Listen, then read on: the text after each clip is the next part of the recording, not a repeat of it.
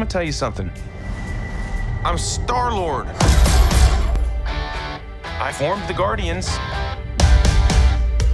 met a girl, fell in love. That girl died, but then she came back.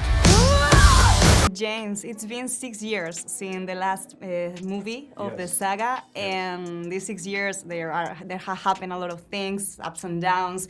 You did other superhero projects too, and I was wondering how did that affect to this third movie and also to you as a creator?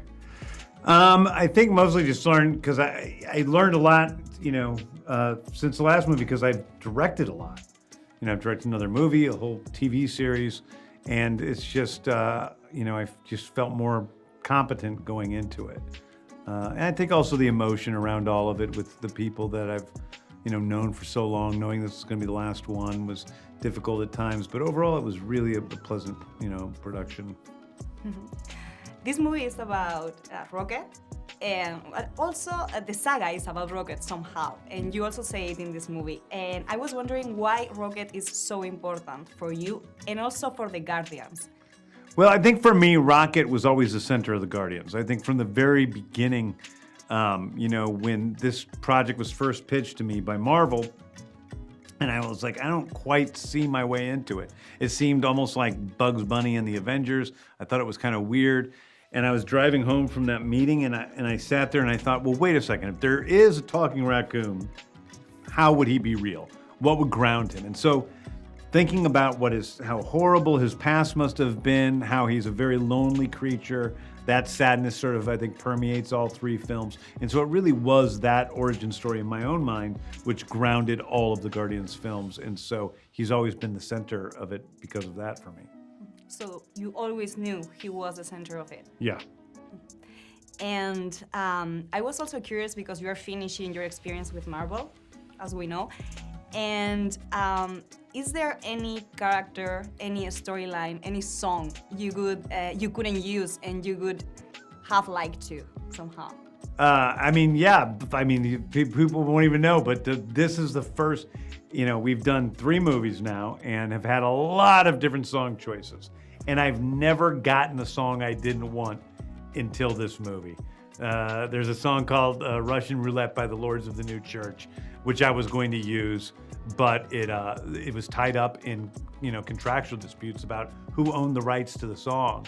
So it wasn't like other times, the music people tell me no. I'm like, go back, try again. And we just keep trying and trying and trying until we get the song, Get on the phone with the artist. I'll do whatever I need to do to get the song. But this is the one time that I failed, so. And what about the background for any other character? Maybe, I don't know, Drax's background, or I don't know if you were thinking about digging into those backgrounds more. Yeah, I think that from the beginning, I kind of wrote out everybody's backstory. I think that I know a lot about, as some of them are more complicated than others. Groot's backstory was very complicated, and where he and Rocket met, and how he was in a zoo for many years as the only animal of his type. And there's just a lot of things from the other characters that I had on background that I just never got to put on film. But a lot of it was just helpful for me as a storyteller to make sure that the characters remained consistent.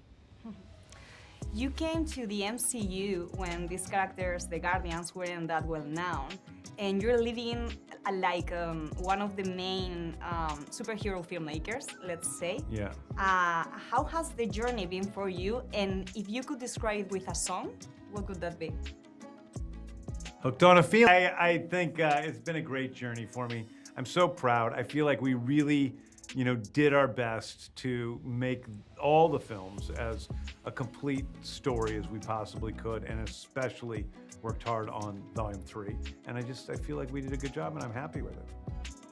And I was wondering about that last day of shooting in this third movie. How was that for you? Was it emotional? Was it fun? Was it sad, kind of? It was emotional. There were different last days in different ways because we had the last day of shooting with the whole crew, which is, Chris, Zoe, Sean, Pom, Karen, and Dave. And that last day was emotional because it was the last day we were all going to shoot together. And we've been making a lot of movies together for a long time, and TV show and everything. So that was emotional. And then the last day You know, like the second to last day was Chris's last day. He gave a big speech that was really beautiful. The very last day was Zoe's last day. She gave a speech. My brother Sean gave a speech. I remember Maria Bakalova gave a beautiful speech on the last day. So there was a lot of different speeches on the last day that were just all made me cry. Found each other. Are you ready for one last ride?